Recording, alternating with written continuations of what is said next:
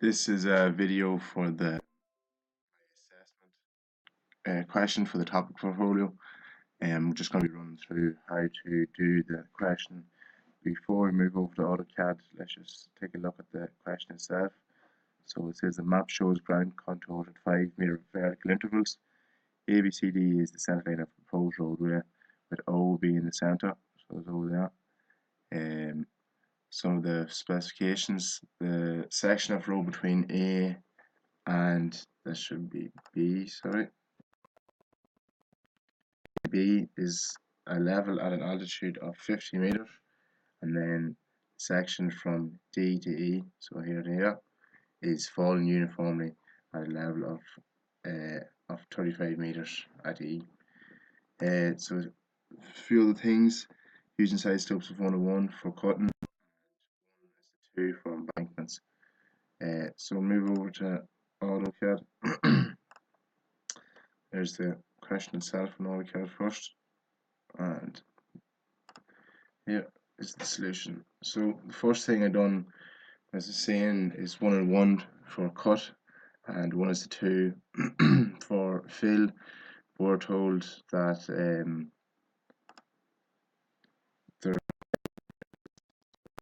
5 meters. We go across the map, we take away 5 meters worth of material. Similar to fill, for every 5 meters go across, you add 10 meters. So we're told between A and B is at an altitude of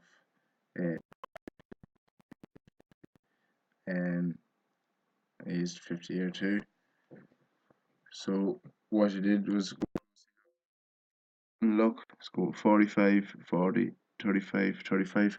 So we're going to have to fill here. So we take our ratio of 5 is to 10. So for every 5 meters we come across here, we come out 10 meters. So these are 10 mil intervals, and then it's just a case of joining up dots. So you're 45, 40, 30, 35, 35, 40, 45, 50. For the next part between B and C, if you look here at the intervals, they're 55 and 60, 55, and we know that B is at 50, so we're going to have to cut here. So if you look at here, for cut, for every 5 meters going across, you come out 5 meters. So these here are 5 mil intervals. So here's where your points join up.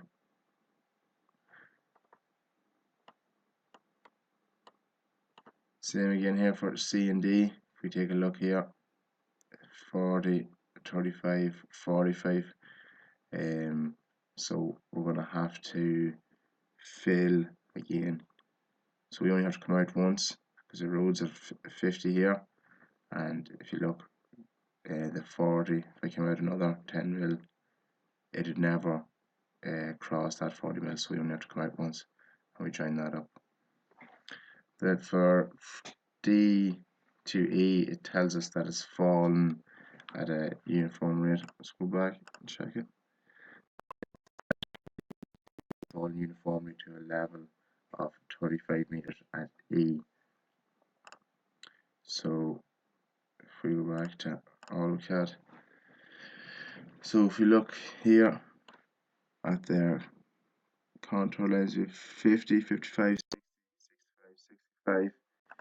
So we're told that it's fallen 5 meters, so we're going to have to cut here. So what we've done here, draw it, you have a radius of 15, because D we're at 50 and it's fallen 15 meters, 35. So you want to mark out 15, draw your circle, and draw a tangent line from D to where it hits this circle. And this is now line 50 being here. See, this is where 50 is now. And then so we're marking out then on top of that 55, 60, 65. These lines come out parallel then, and these are all tangential to this cone. And you draw that in. The next part then is that we're given Q, R and S, and we're asked to find the strike and the dip. So what you do first of all is bring up your points. The intervals are going up in 5 meter intervals, so mark them off too, and join them up. So you have R's at 40, so here's 40, S is 35, and it's 35 there, and Q is on 50, so it's 50 there. To find the strike, you bring a level line across, bring it down, and back through the point. So it was drawn from R up here across, it's brought down to where it hits QS along here, and then back through R, similar like it is up here. Once you've done that, we can find our dip by bringing out these lines parallel to your strike. Then you draw an X1, Y1. This point here is 35, S is on 35 as you can see. Then we're coming out again in 5 meter intervals, so it's 35, 40, 45, 50. We have R on 40, so that's there, and then you have Q 50. So once you get all them points, you can draw a line, straight line together, and measure the dip. In this case, the dip is 31. So that's just a run through of my assessment question.